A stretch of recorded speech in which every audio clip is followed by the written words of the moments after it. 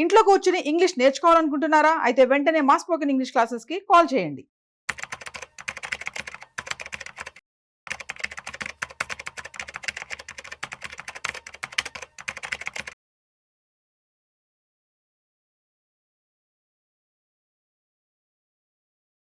గిరిబాబు గారు నమస్తే సార్. నమస్తే అండి. గిరిబాబు గారు, మన పెద్దవాళ్ళు ఒక పని మొదలుపెట్టే ముందు ఒక విషయం, ఒక సామెత చెప్తుండేవాళ్ళు. ఆలస్యం అమృతం విషయం. ఏదైనా ఒక పని మొదలు పెట్టే ముందు త్వరగా మొదలు పెట్టేనరా, అది ఆలస్యం కాకూడదు, ఆలస్యం అయితే అమృతం కూడా విషం అయిపోద్ది అన్న కోణంలో చెప్పేవాళ్ళు.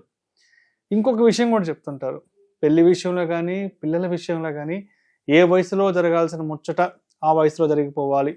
25 ఏళ్ల వయసులో పెళ్ళైపోవాలి, 30 ఏళ్ళు వచ్చేటప్పటికి 2 పిల్లలు పుట్టాలంటూ కూడా మన పెద్దవాళ్ళు, అంటే మన జీవితానికి సంబంధించి చెప్పిన సలహాలు, సూచనలు ఇవి. అంటే పెళ్లి విషయంలో, పిల్లల విషయంలో ఒక నిర్దిష్టమైన వయసు అనేది డిసైడ్ చేశారు.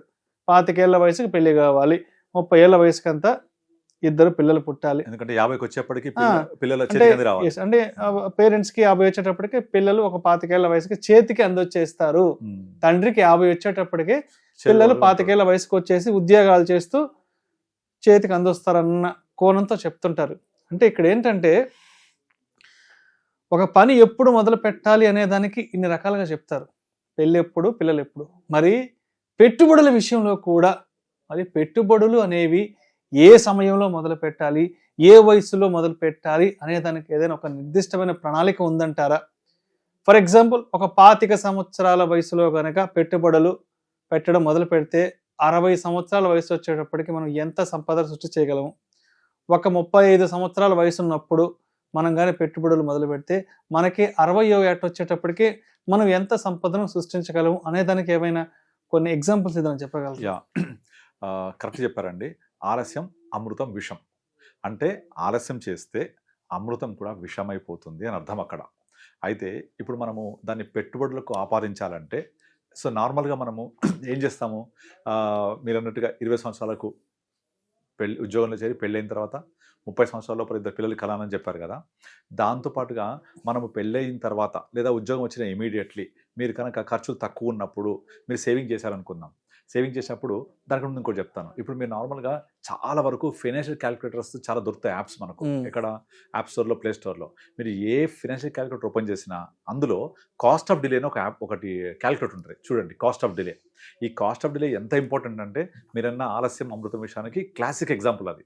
అంటే నువ్వు కనుక కాస్ట్ ఆఫ్ డిలే ఆలస్యం చేస్తే అది ఎంత డిలే మీరు కాస్ట్ పే చేయాలో నేను మీరు అడిగిన ప్రశ్న సమాధానం చెప్తున్నాను. ఇప్పుడు నార్మల్గా ఒక వ్యక్తి 20 సంవత్సరాల వ్యక్తి ఒక ₹5 ఎస్ఐపి చేశాడు అనుకుందాం, లేదా మ్యూచువల్ ఫండ్ పెట్టాడో, ఇంకోటి చేశాడో, సేవింగ్ చేశాడో అనుకుందాం. సేమ్ అదే వ్యక్తి 20 సంవత్సరాల వయసులో కాకుండా 35 సంవత్సరాలు స్టార్ట్ చేశాడు అనుకోండి. 35లో అంటే ఒక 10 years లేట్ చేశాడు. This is called cost of delay. అంటే 20 సంవత్సరాల్లో మీరు 5,000తో చేస్తే 60 వరకల్లా ఎంత కూడబెట్టి సంపాదించగలుగుతారో, మీరు 35లో స్టార్ట్ చేస్తే మీరు 25లో పెట్టిన దానికి 3 times ఎక్స్ట్రా పెట్టాల్సి వస్తుంది. ఫర్ ఎగ్జాంపుల్, మీరు 5,000 పెట్టి ఒక ఎస్ఐపినో లేకపోతే మ్యూచువల్ ఫండ్ చేస్తే 60 వచ్చే వరకు ఎంత అవుతుందో అంతే అమౌంట్ చేయాలి. అంటే 35లో స్టార్ట్ చేస్తే కనుక 5,000 బదులు 15,000 చేయాలి. 3 times పెరిగిపోద్ది. నెంబర్ 2, పోనీ 3 times ఎక్స్ట్రా అయినా ఈ మీరు 5,000తో స్టార్ట్ చేసినప్పుడు మీకు ఎంతైతే వర్త్ జనరేట్ అవుద్దో అంత మొత్తం కూడా జనరేట్ కాదు. Though you increase 3 times. అంటే మీరు 5,000 పెట్టి చేస్తే దగ్గర ఒక 15 సంవత్సరాలకి ఒక 30 లక్షలు. అంటే 25 నుంచి దగ్గర మనము 60 సంవత్సరాలకి వెళ్ళాడు అనుకుందాం. అంటే ఎంత? 30 సంవత్సరాలు ఉంటుంది. 60 సంవత్సరాలకి ఎంతైతే జనరేట్ చేస్తాడో, మీరు 35లో స్టార్ట్ చేస్తే 15,000 యాడ్ చేసినా కూడా, అంటే 3 times పెంచుతున్నాం ఇక్కడ, చేసినా కూడా మీరు 25లో స్టార్ట్ చేసినప్పుడు 5,000తో ఎంత జనరేట్ అయిందో మీరు 15,000తో చేస్తే అంత జనరేట్ కాదు. ఇది నేను క్యాల్కులేషన్స్ ఎక్కడ వెళ్ళి చెక్ చేసుకున్నా కూడా మీకు తెలిసిపోతుంది. మీరు ఎనీ ఫైనాన్షియల్ క్యాల్కులేటర్ ఓపెన్ చేసే అందులో కాస్ట్ ఆఫ్ డిలే ఉంటుంది. ఆ కాస్ట్ ఆఫ్ డిలేలో 25 సంవత్సరాలప్పుడు ఎంత స్టార్ట్ చేసామో 35 ఎంత స్టార్ట్ చేసామో చెక్ చేయండి. You will not reach. అందుకనే చాలామంది ఏం చెప్తుంటారు, ఈ మన పెద్దవాళ్ళు ఆలస్యం అమృత విషయం చెప్పే ఒక సామెత వెనక మెయిన్ ఉద్దేశం ఏంటంటే, అరే అబ్బాయి నువ్వు కనుక నీ దగ్గర ఉన్నది తినకపోతే నువ్వు ఆలస్యం చేస్తే ఆ అమృతం కూడా విషమైపోద్ది అని అర్థం. అట్లాగే నువ్వు ఎంత సేవ్ చేసినా నీకు టైం అనేది గడిచిపోతున్న కొద్దీ, ఆలస్యం అవుతున్న కొద్దీ నీ యొక్క గోల్ రీచ్ అవ్వాలంటే చాలా టైం పట్టేస్తుంది. ఫర్ ఎగ్జాంపుల్ ఇప్పుడు మనం రూల్ 15 చెప్తూ ఉంటాం కదా, నేను నెంబర్స్ చెప్తున్నాను. ఇప్పుడు మీరు 15,000 కనుక 15 ఇయర్స్ పాటు చేస్తే 15% జనరేట్ చేస్తే 1 crore వద్దంటాం. అంటే మీరు 15 ఇయర్స్ పీరియడ్లో 1 crore అయింది కదా, మీరు హాఫ్ పీరియడ్ తీసుకొని 7.5 ఇయర్స్కి 50 లక్షలు అనుకుంటున్నారా? కాదు, 30 lakhs అవుతుంది. అంటే పీరియడ్ హాఫ్ అయితే అక్కడ జనరేట్ అయిన మొత్తము సగం కూడా కాదు, ఇంకా సగం తక్కువ అవుతుంది, రైట్? అదే 15 సంవత్సరాల కంటే ఇంకొక 5 years ఎక్స్ట్రా చేయండి. మీరు 1 crore 15 years పట్టింది 20 yearsలో 2.2 crores అవుతుంది. అంటే మోర్ దెన్ డబల్ అయిపోతుందా? అదే 20ని 25 yearsకి వెళ్ళండి, ఆ 2 కాస్త నియర్ బై 5 crores అవుతుంది. అదే 25 30 చేయండి, 10 crores అవుతుంది. అంటే మనం రూల్ 15 బదులు 15 30 చేస్తే 15,000 15% 30 years చేసామంటే 1 crore బదులు 30 crores అవుతుంది. ఈ 10 crores చేయాలంటే మీరు ఇన్స్టెడ్ ఆఫ్ 30 years ఒక్క 5 years డిలే చేశారనుకోండి, 10 crores కాదు కదా, సగం కూడా కాదు అందులో. అంటే ఆలస్యం అమృతం విషయానికి అంత పవర్ఫుల్ ఉంది. నువ్వు ఆలస్యం చేసిన కొద్దీ పవర్ ఆఫ్ కాంపౌండింగ్ తగ్గిపోతూ ఉంటుంది. ఫర్ ఎగ్జాంపుల్ ఇంకోటి చెప్తాను. ఇప్పుడు మనకు బిర్లాస్ ఫ్యామిలీస్ ఉన్నాయి కదా, KK Birla, DK Birla, GK Birla, CK Birla, చాలా ఉంటాయి. వీళ్ళందరూ ఎందుకు అట్లా ఉంటాయి అనుకున్న పేర్లు లీనియల్ హిస్టరీలో. బిర్లాస్ ఫ్యామిలీస్లో ఎవరైనా ఒక అబ్బాయి కనుక పుడితే ఇమీడియట్లీ ఆ అబ్బాయి పేరు మీద కంపెనీ స్టార్ట్ చేసేస్తారు వాళ్ళు. కంపెనీ స్టార్ట్ చేసి ఆ అబ్బాయి 20 సంవత్సరాలు అయిన తర్వాత ఆ కంపెనీని అబ్బాయికి అప్పచెప్పేస్తారు, వాడు ఆ కంపెనీని చూసుకుంటాడు. అందుకని బిర్లాస్లో చాలా డీవియేషన్ ఎక్కువ ఉంటుంది, చాలా మంది కనపడతారు మనకు, ఆ కంపెనీకి ఓనర్ అయిపోతాడు. అయితే మనము మన లైఫ్లో మన పిల్లల్ని ఒక కంపెనీకి ఓనర్గా చేయాలి అంటే ఫస్ట్ మనమే ఓనర్ కాదు కంపెనీకి. పిల్లల్ని ఎట్లా చేస్తాము, మరి మన పిల్లల్ని కోటీశ్వరులు ఎలా చేయగలుగుతాము అనే ఒక ప్రశ్న ఉద్భవమైంది. దానికి ఒక చిన్న సొల్యూషన్ చెప్తాను మీకు. నార్మల్గా మన పెద్దవాళ్ళు ఏం చేస్తారు, పిల్లలు పుట్టిన తర్వాత నీకు ఒక 50,000 లక్ష రూపాయలు ఇచ్చి ఎఫ్డీ చేసుకొని చెప్తూ ఉంటారు. అది చెప్తే మీ పిల్లలు పెరిగిన కొద్దీ ఇవి కూడా పెరిగి మీకు చాలా యూజ్ అవుతాయి అని చెప్తుంటారు కదా. దాన్ని మనం ఇంకొకలాగా చేయొచ్చు. పిల్లలు పుట్టగానే ఫస్ట్ మంత్ ఒక 1,000 రూపీస్ ఎస్ఐపి స్టార్ట్ చేయండి, ఫస్ట్ మంతే. అదే 1,000 రూపీస్ 25 years దాకా మనం కట్టాలి పేరెంట్. 25 years తర్వాత అదే 1,000 రూపీస్ పిల్లలకు అప్పు చెప్పి మీరు కట్టుకోండి అని చెప్పామనుకోండి, ఆ 1,000 రూపీస్ ఎగ్జాక్ట్లీ 60 years వరకు కంటిన్యూ చేస్తే 1000, 60 years మొత్తం కూడా 1,000 చేసుకుంటూ వెళ్తే 60th yearలో ఎంత అవుతుంది తెలుసా?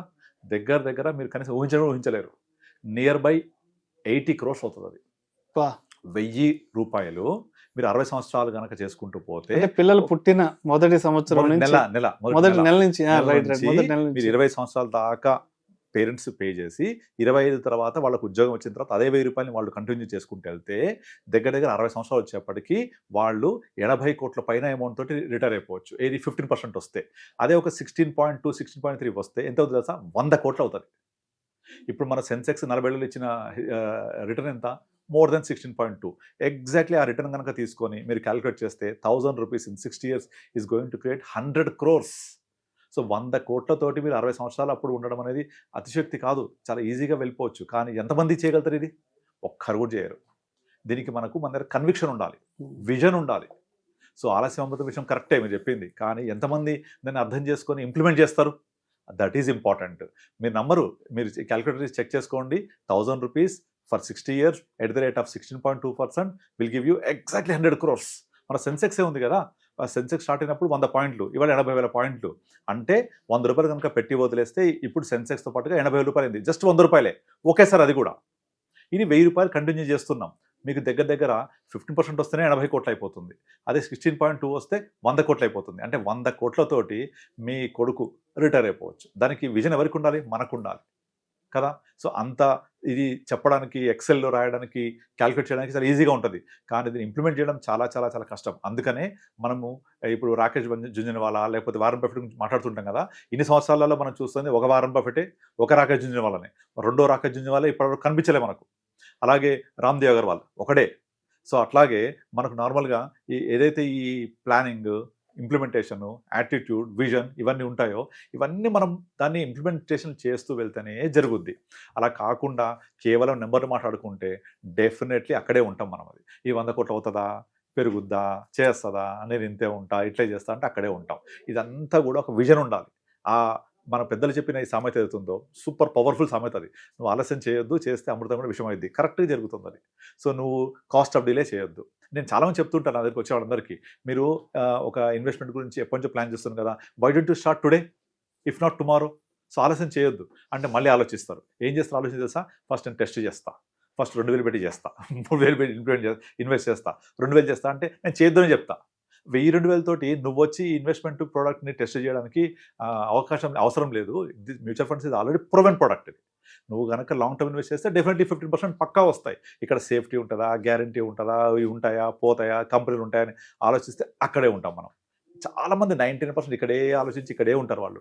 కనుక ఈ ఆలస్యం చేస్తే నా దగ్గర ఉన్న అమృతం కూడా విషమైపోతుందని అర్థం చేసుకోలేరు. మన దగ్గర ఉన్న ఈ ఇన్వెస్ట్మెంట్ ఆపర్చునిటీస్ని మిస్ అయిపోతూ ఉంటారు. ఎందుకు అంటున్నానంటే మనకు real estate, gold, FDs, insurance policies యొక్క జమానా అయిపోయింది. నెక్స్ట్ అంతా కూడా capital markets, Indian economic growth story, GDP, వీటిలో పార్టిసిపేట్ చేయాలి అంటే mutual funds are the best investments. దీంట్లో మాత్రమే 15% వస్తాయి. అట్లాంటి బెస్ట్ ఇన్వెస్ట్మెంట్ని మిస్ అయిపోతున్నారు. Right right. అలా అవ్వకుండా మనం కనుక ప్రాపర్ ప్లాన్ చేస్తే ప్రతి ఒక్కళ్ళు కోటీశ్వర్లుగా రిటైర్ అయిపోవచ్చు. థ్యాంక్ యూ అండి. Thank you sir. ప్రేక్షకుల విజ్ఞప్తి, ఈ వీడియోలో ప్రస్తావించబడిన అంశాలు కేవలం ప్రేక్షకులకు అవగాహన కొరకు, ఇన్ఫర్మేషన్ కొరకు, ఎడ్యుకేటివ్ పర్పస్ కొరకు మాత్రమే వీటి గురించి ప్రస్తావించడం అనేది. Mutual fund investments are subject to market risk. Read all the related documents and schemes carefully before investing. నమస్తే.